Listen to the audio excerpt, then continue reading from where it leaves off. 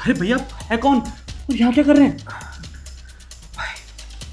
भाई ये जो तुम्हारी गर्लफ्रेंड है ना, मैं उसका पति हूँ। और कल रात में बॉर्डर से आया था अपने घर पे, तो उसने मुझे इस तरह से बंदी बना दिया और पीछे से तुम्हें बुलाकर तुम्हारे साथ भी वही सब कर रही है जो उसने मेरे साथ किया।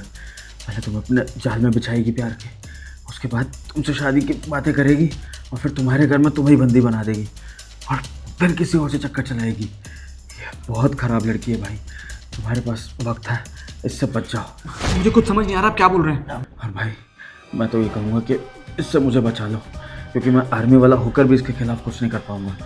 हमारे देश का कानून ऐसा है कि औरतों की ही सुनवाई है, चाहे सामने कोई आर्मी वाला हो, पुलिस हो, कोई भी हो, औरतों के खिलाफ कोई कुछ नहीं कर सकता।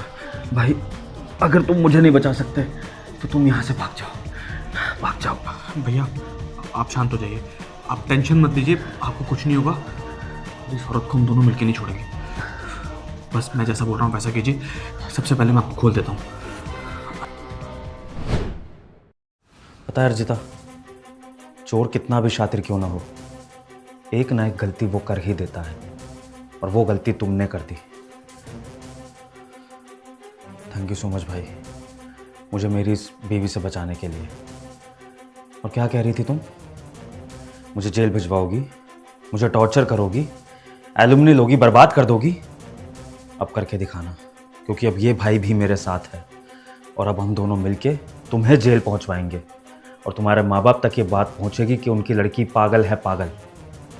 बिल्कुल ठीक कह रहे हैं सर आप, ऐसी औरतों को सज़ा ज़रूर मिलनी चाहिए। अरे तुम अपने पति की नहीं हो रही तो मेरी क्या होगी?